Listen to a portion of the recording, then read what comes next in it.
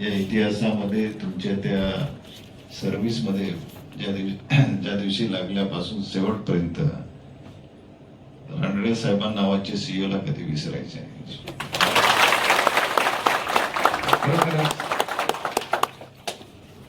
कारण असं बघा, शेवटी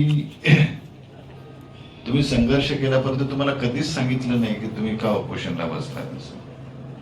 दुसरा कोणी सीईओ राहिला असतं त्याने वेगळ्या पद्धतीने तुम्हाला सांगितलं असतं. पण त्यांना माहिती आहे की बा त्यांचा हक्क आहे, त्या हक्कासाठी माणूस संघर्ष करू शकतो, लढाई करू शकतो. माझं फक्त एवढंच म्हणणं आहे की मी जास्त वेळ घेणार नाही, कारण तुम्ही सुद्धा आता रात्र झालेली तुम्हाला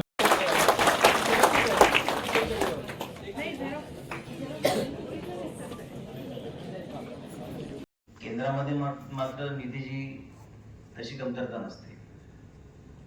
फक्त त्यांच्या निकषांप्रमाणे आपण काम केलं पाहिजे. ते निकष पूर्ण केले, हे पाठवले का त्यांचा फंड दिला जातो.